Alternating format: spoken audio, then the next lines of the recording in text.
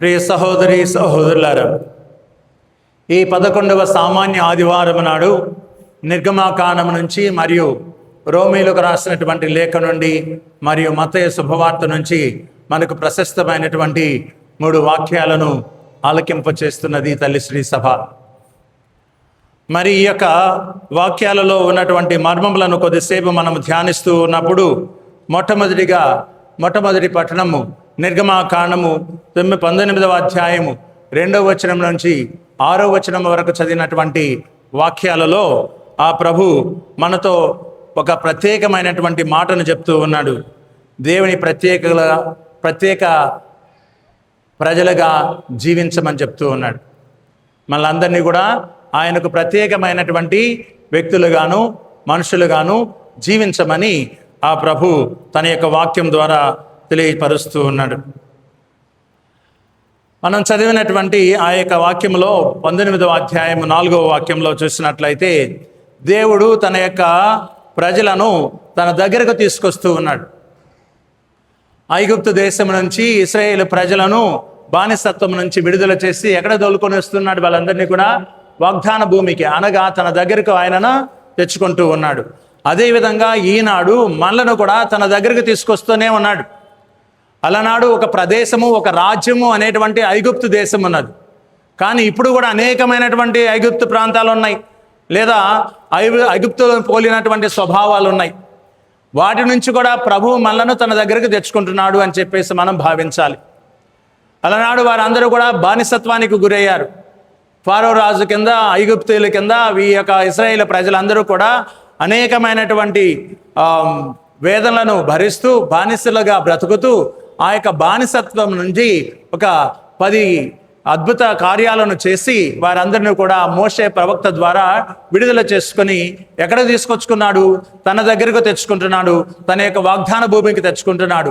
ఎక్కడైతే ఆయన కొలవబడతాడో, ఎక్కడైతే ఆయన ఆరాధించబడతాడో, ఎక్కడైతే ఆయన స్తుతింపబడతాడో, ఎక్కడైతే ఆయన మహిమపరపబడతాడో, ఎక్కడైతే ఆయన యొక్క ఘనతను అత్యద్భుత రీతిలో పొగడబడుతుందో ఆ ప్రాంతానికి వారిని అందరినీ కూడా తోడ్కొని వస్తూ ఉన్నాడు. మరి ఈనాడు మొట్టమొదటి పట్టణం మనకు బోధిస్తున్నటువంటి విషయం కూడా అదే. దేవుడు మనలను తన దగ్గరకు తీసుకొచ్చుకుంటున్నాడు. ఎక్కడి నుంచి తెచ్చుకొస్తున్నాడు? ఐగుప్తుల నుంచి తెచ్చుతున్నాడు. ఏమిటి ఈ యొక్క ఐగుప్తులు అనేటువంటి ప్రాంతాలు ఏమిటి? నీలో ఉన్నటువంటి వ్యసనము, నీలో ఉన్నటువంటి బానిసత్వము, నీలో ఉన్నటువంటి బలహీనత, నీలో ఉన్నటువంటి వివిధ రకాలైనటువంటి దేవునికి అయిష్టమైనటువంటి కార్యాలన్నీ కూడా ఐగుప్తుల కింద లెక్కబెట్టుకోవాల్సిందే. అలనాడు ఒక ప్రాంతంలో ఉన్నటువంటి ఐగుప్తులను ఆ ప్రభువు తోడుకొని తన దగ్గరకు తెచ్చుకుంటున్నాడు. ఈ రోజున ఈ యొక్క ప్రస్తుత ప్రపంచంలో నేను ఒకవేళ తాగుడికి బానిస అయితేనో, లేదా ఏదైనా వ్యసనానికి బానిసనైతేనో దాని నుంచి నన్ను విముక్తిని చేసి తన దగ్గరకు తెచ్చుకుంటున్నాడు. అది ఈరోజు జరుగుతున్నటువంటి ప్రక్రియ. ప్రియ సహోదరి సహోదరులారా, కాబట్టి మనము ఆత్మ పరిశీలన చేయాలి. నేను దేనికైనా బానిసనయ్యానా? నాలో ఏదైనా బలహీనత ఉన్నదా? నేను దేనైనా వెంబడిస్తూ వ్యసనపరుడనై ఉన్నానా? నా యొక్క వ్యసనాల వలన, నా యొక్క బలహీనత వలన నేను నా ప్రభువుకు దూరం అవుతున్నానా? అటువంటి అప్పుడు కూడా నా ప్రభు నన్ను తన దగ్గరకు చేర్చుకుంటున్నాడు. నేను ఐగుప్తీయులు అనేటువంటి అనేక స్వభావాలు కలిగినటువంటి ప్రాంతాలకు, లేదా స్వభావాలకు, స్థితిగతులకు నేను బానిసనవుతూ ఉన్నాను. అటువంటి బానిసత్వం నుంచి నా ప్రభు ఎక్కడ తీసుకుంటున్నాడు? ఆయన దగ్గరకు తీసుకొస్తున్నాడు అని చెప్పేసి మనం అందరం కూడా విశ్వసించాలి. అది పాపానికి బానిసత్వం అయి ఉండొచ్చు, భయానికి బానిసత్వం అయి ఉండొచ్చు, వ్యసనానికి బానిసత్వం అయి ఉండొచ్చు, లేదా కుటుంబ సమస్యలతో బానిసగా బ్రతుకుతూ ఉండవచ్చు. అటువంటి బానిసత్వపు జీవితం నుంచి ఆ ప్రభు మనల్ని ఎక్కడికి తీసుకొస్తున్నాడు? తన సన్నిధికి, తన చెంతకు, తనతో ఉండమని, తనతో జీవించమని ఆ ప్రభువు తోడుకొని వస్తూ ఉన్నాడు. ప్రియ సహోదరి సహోదరులారా, ఆ చక్కని ఉదాహరణ ఇస్తూ ఉన్నాడు. అక్కడ గ్రద్ద ఏ విధంగా అయితే తన యొక్క బిడ్డలను కాచి కాపాడుతుందో, తోడుకొని వస్తుందో, ప్రమాదాల నుంచి రక్షిస్తుందో, కింద పడినట్లు దానికి జీవించడం నేర్పుతుందో, ఆ జీవితం నేర్పించేటువంటి ఆ యొక్క స్థితిలో ఒకవేళ ప్రమాదాలకు గురవుతుంది అనేటువంటి ఆ యొక్క ఆలోచన వస్తే ఆ యొక్క ఆలోచనను వెంటనే ఆ యొక్క ప్రమాదం నుంచి ఆ బిడ్డలను కాపాడుతుందో, అదేవిధంగా ఆ తండ్రి దేవుడు మనలను తన యొక్క రెక్కల కింద కాచి కాపాడి సంరక్షించి తన బిడ్డలుగా తన చెంత ఉండేటువంటి వాటిగా చేసుకుంటాను అని చెప్పేసి ఒక వాగ్దానాన్ని ఈరోజు ప్రభు మనకిస్తూ ఉన్నాడు. ప్రియ సహోదరి సహోదరులారా, రెండవ విషయాన్ని చూసినట్లయితే మొదటి పట్టణంలో నీ యొక్క జీవితము చాలా శ్రేష్టమైనటువంటి జీవితము అని చెప్పి తెలియజేస్తూ ఉన్నాడు. అనగా పరిశుద్ధంగా జీవించమని చెప్పి ఆ ప్రభు బోధిస్తూ మనము ఆయనకు చెందినటువంటి సంపద అని చెప్తూ ఉన్నాడు. ఆ సంపద ఎప్పుడు కూడా నిర్వీర్యం కాదు, చెదిరిపోదు, వీగిపోదు అన్నటువంటి సత్యాన్ని కూడా ఆ ప్రభు మనకు తెలియచేస్తూ ఉన్నాడు. ప్రియ సహోదరి సహోదరు, అనగా ఆయన యొక్క దృష్టిలో మనం ఎప్పుడు కూడా విలువైనటువంటి వారమే అన్నటువంటి సత్యాన్ని గుర్తుపెట్టుకోవాలి. ఈ లోకంలో నీకు విలువ లేకపోవచ్చు, ఈ లోకంలో నిన్ను ఆదరించకపోవచ్చు, ఈ లోకంలో నిన్ను విస్మయానికి గురి చేయవచ్చు, ఈ లోకంలో నీపై అనేకమైనటువంటి అపనిందలు వేయవచ్చు. కానీ ఆ ప్రభు ఈనాటి వాక్యం ద్వారా ఏం తెలియజేస్తున్నాడంటే, నా దృష్టిలో నీవు శ్రేష్టమైనటువంటి వాడవు, నీ యొక్క జీవితము ఎంతో ఉన్నతమైనటువంటిది, నీ యొక్క జీవితానికి ఒక విలువ ఉన్నది అన్నటువంటి సత్యాన్ని ఆ ప్రభు తెలియచేస్తూ ఉన్నాడు. ఉదాహరణకు ప్రియ సహోదరి సహోదరులారా, ఈ యొక్క 200 రూపాయల కాగితం ఉన్నది నా దగ్గర, ఎవరో ఇచ్చారు. దీని యొక్క విలువ ఎంత చెప్పండి, గట్టిగా చెప్పండి. దీని యొక్క విలువ ఎంత? ఇప్పుడు ఇది మలచబడినది, అవునా? ఇది తొక్కివేయబడినది, అవునా? పిండి వేయబడినది. ఆ తర్వాత దీని విలువ ఎంత? ఎందుకని మారలేదు? దాని యొక్క విలువ, అది సృష్టించబడినప్పుడు దాని యొక్క విలువ 200, అది ఏర్పాటు చేయబడినప్పుడు దాని యొక్క విలువ 200. కాబట్టి ఇది మలచబడిన, చివరికి చించివేయబడిన బ్యాంకు దగ్గరికి వెళ్తే వాడు దానికి ఎంత విలువ కడతాడు? 200 విలువే కడతాడు. బయట దళారులు కాదు, నువ్వు బ్యాంకుకి తీసుకెళ్ళు, ఇది 2గా చినిగిపోతే దీని యొక్క విలువ వాడు ఎంత అంటాడు? బ్యాంకు వాడు 200 అంటాడు. కాబట్టి గుర్తుపెట్టుకో, నీ జీవితంలో అపనిందలు వేయవచ్చు, అవహేళన చేయవచ్చు, అపవాదులు రావచ్చు, నిన్ను అణిచివేయడానికి ప్రయత్నించవచ్చు, నీవు అణిచివేయబడవచ్చు, నీవు త్రొక్కివేయబడవచ్చు. అయినప్పటికీ కూడా ఆయన దృష్టిలో నీ విలువ ఉన్నతమైనది అన్నటువంటి సత్యాన్ని ఈరోజు మొట్టమొదటి పట్టణం మనకు తెలియచేస్తూ ఉన్నది. ప్రియ సహోదరి సహోదరుల, ఆయన అంటున్నాడు, నేను నిన్ను సృష్టించుకున్నాను, నా రూపంలో అపూర్వంగా సృష్టించుకున్నాను, కాబట్టి నీకు నేను ఒక ప్రత్యేకమైనటువంటి విలువనిచ్చాను. ఆ విలువ అలానే ఉంటుంది ఆయన యొక్క దృష్టిలో. అటువంటి ఆ యొక్క విలువ కలిగినటువంటి జీవితం జీవించడానికి పవిత్రంగా జీవించమని చెప్పి ఆ ప్రభువు మనకు మొదటి పట్టణంలో ఆహ్వానాన్ని ఇస్తూ ఉన్నాడు. ప్రియ సహోదరి సహోదరులారా, కాబట్టి విలువ అనేటువంటిది దేవునికి దగ్గరగా ఉంటే, ఆ యొక్క విలువ దేవుడు ఎప్పుడైతే మనల్ని సృష్టించి ఉన్నాడో, ఎంత పవిత్రంగా అయితే సృష్టించి ఉన్నాడో ఆ పవిత్రత అలానే ఉంటుంది. కానీ మనుషులు దాన్ని అనేక విధాలుగా నిందించడం వలన, అవహేళన చేయటం వలన, అపవాదులు చేయటం వలన, నీ మీద చాడీలు చెప్పటం వలన, నీ యొక్క క్యారెక్టర్ని అసాసినేట్ చేయటం వలన, అనగా నీ క్యారెక్టర్ అసాసినేషన్ అంటే ఏంటి అర్థం? నీ యొక్క వ్యక్తిత్వాన్ని చంపేయడం అని అర్థం, నీ యొక్క మనస్తత్వాన్ని చంపివేయడం అని అర్థం, నీ యొక్క జీవిత విధానాన్ని చంపివేయడం అని అర్థం. చూసింది నిజం కావచ్చు, నిజం కాకపోవచ్చు, అది వారికి అవసరం లేనిదని వారు గ్రహించరు. అది అక్కడ జరుగుతుంది. ఆయన యొక్క జీవితం గురించి నాకు అవసరం లేదు అని అనుకోం. మనం ఎప్పుడు కూడా తలదూర్చడానికి ప్రయత్నం చేస్తాం. పక్కవాడి యొక్క జీవితాన్ని ఏ విధంగా అస్తవ్యస్తం చేయాలా, చంపివేయాలా, నిర్వీర్యం చేయాలా, నిరాశకు నిస్పృహకు వాడిని కారకుడిని చేయాలా అని చెప్పి ఎదురు చూస్తూ ఉంటాను చూడు. అటువంటి వారందరికీ చెప్తూ ఉన్నాడు ప్రభు, నేను సృష్టించుకున్నాను, వాని యొక్క జీవితము నా దృష్టిలో చాలా చాలా శ్రేష్టమైనది, ఉన్నతమైనది, ఆ యొక్క జీవితానికి ఒక విలువ ఉన్నది అని చెప్పేసి ఆ ప్రభు మనకు తెలియచేస్తూ ఉన్నాడు. కాబట్టి నిర్గమాకాండం 19వ అధ్యాయం 5వ వాక్యంలో మనము దేవుని యొక్క ప్రత్యేక సంపద అన్నటువంటి విషయాన్ని తెలియచేస్తూ ఉన్నాడు. ప్రతి ఒక్కరము కూడా విశ్వసించాలి, నేను దేవుని యొక్క ప్రత్యేక సంపదను, నన్ను ఎవరు కూడా ఆ దేవుని యొక్క సంపద నుంచి తీసివేయలేరు, ఎవరు కూడా నన్ను నిర్వీర్యం చేయలేరు. నేను దేవుని యొక్క సంపదను, ఆయన యొక్క ప్రత్యేకమైనటువంటి సంపదను. అందువలనే ఈ యొక్క ఫారో రాజు వారందరినీ కూడా నానా చిత్రహింసలు చేశాడు, అనేకమైనటువంటి ఇబ్బందులు చేశాడు. అయినప్పటికీ కూడా ఆయన సంపద అయినటువంటి ఇశ్రాయేలు ప్రజలను తన దగ్గరకు తెచ్చుకున్నాడా లేదా? వారికి ఇవ్వవలసినటువంటి విలువని ఇచ్చాడా లేదా? వారికి ఇవ్వవలసినటువంటి ఉన్నత స్థానాన్ని ఇచ్చాడా లేదా?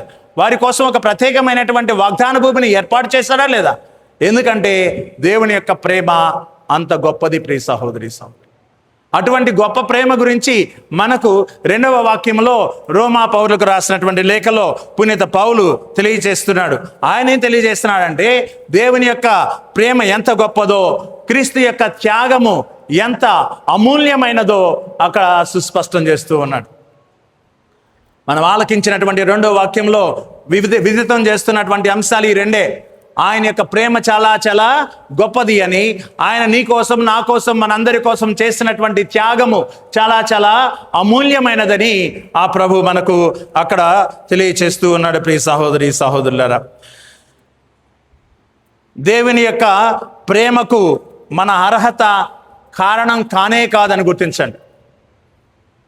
దేవుని యొక్క ప్రేమకు నీ యొక్క అర్హత కానే కాదు, కారణం కానే కాదు. ఆయన నిన్ను ప్రేమిస్తాడు, అందువల్లనే ఆయన యొక్క అద్వితీయ కుమారుడిని మన కొరకు ఈ లోకానికి పంపించాడు. అదే కదా ప్రభు చెప్తూ ఉన్నది. యోహాను సువిశేషం 3వ అధ్యాయం 16వ వాక్యంలో ఏం తెలియజేస్తున్నాడు? ఈ లోకంలో దేవుడు ఎంతగానో ప్రేమించాడు కనుకనే తన యొక్క అద్వితీయ కుమారుడిని ఈ లోకానికి పంపాడు అన్నటువంటి విషయాన్ని ప్రబోధిస్తూ ఉన్నారు కదా. కాబట్టి నీలో అర్హత లేకపోయినప్పటికీ కూడా ఆయన యొక్క ప్రేమ నీ పట్ల ఉంటుంది.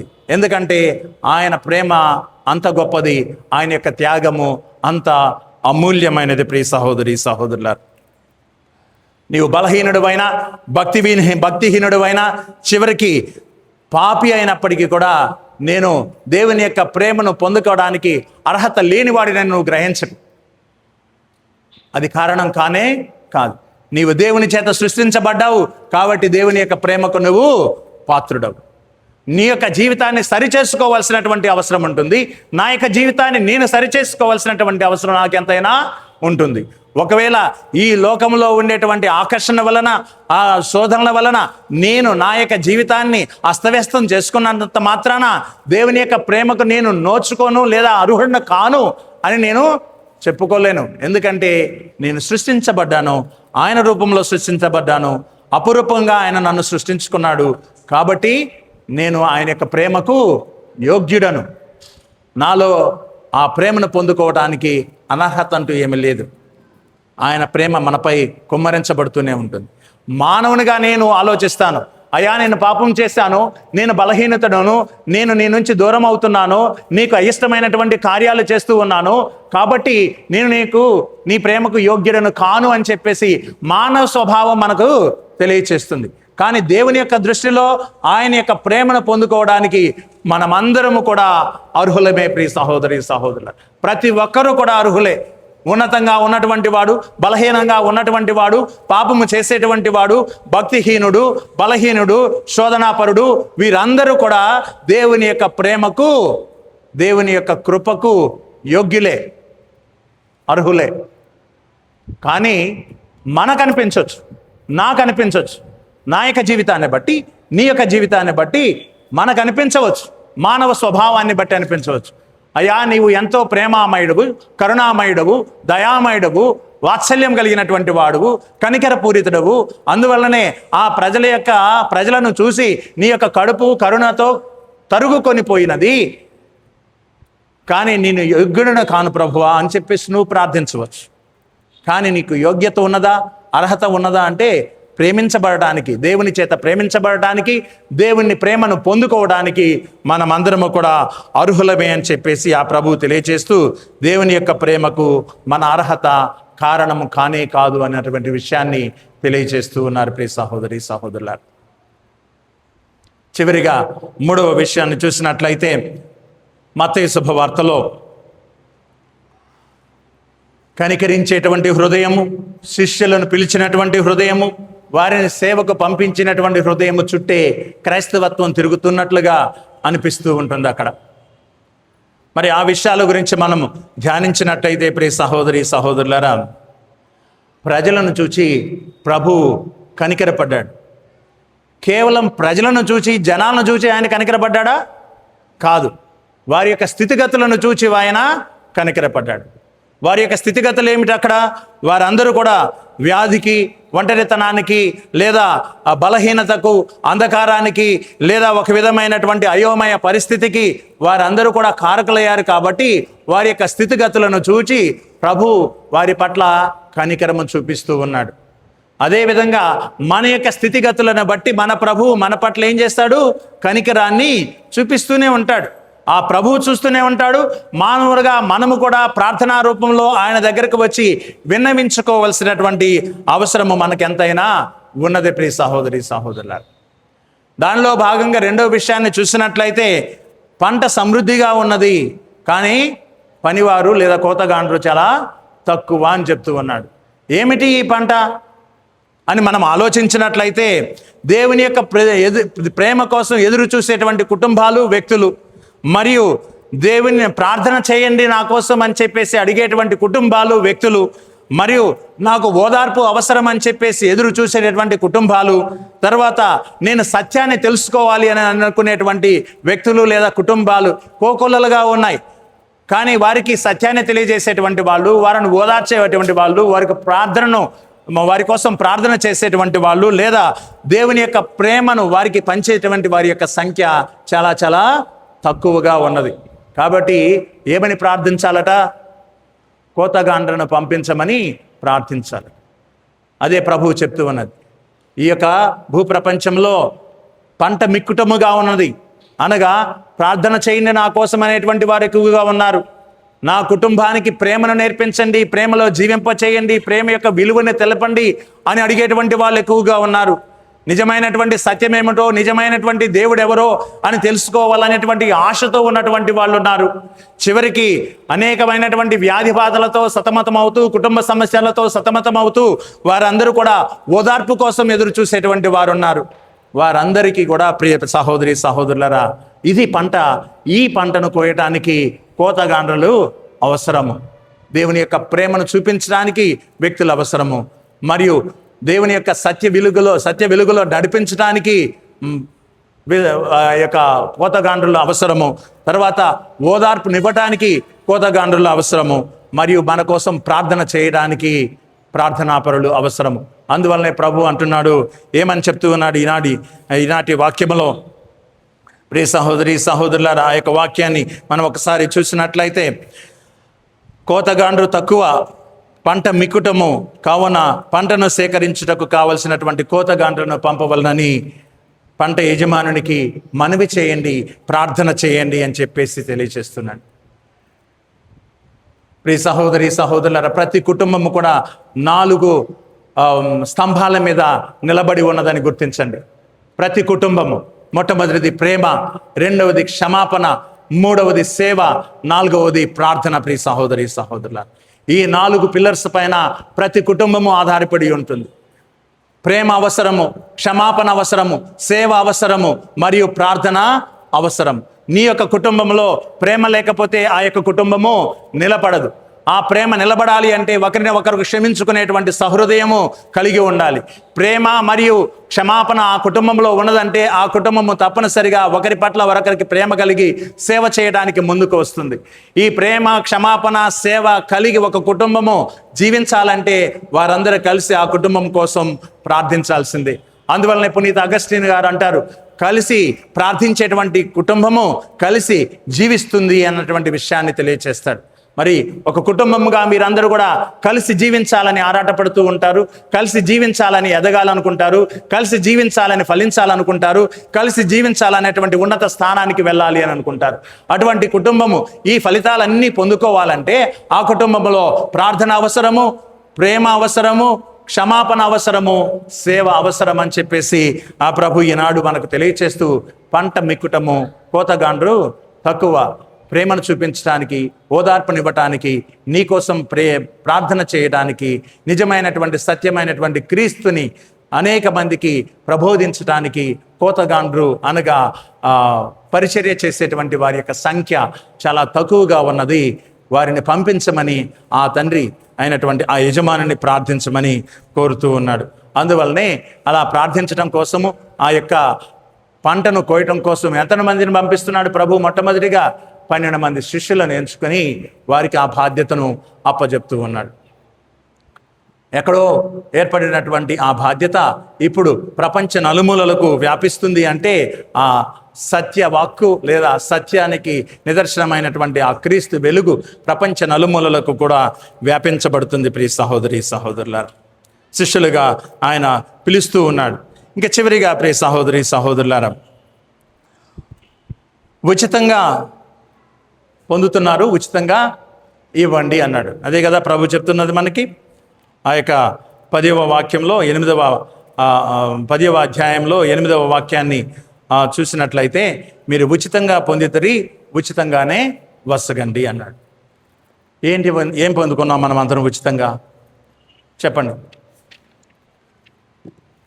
ఇప్పటి వరకు నేను చెప్పాను కదా, మీరు చెప్పండి. ఇప్పుడు ఉచితంగా నువ్వేం పొందుకున్నావు? ఏం పొందుకోలేదా? దేవుని యొక్క ప్రేమ, ఇంకా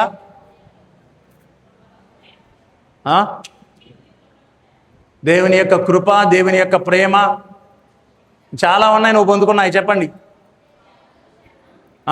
దేవుని యొక్క క్షమ, నీ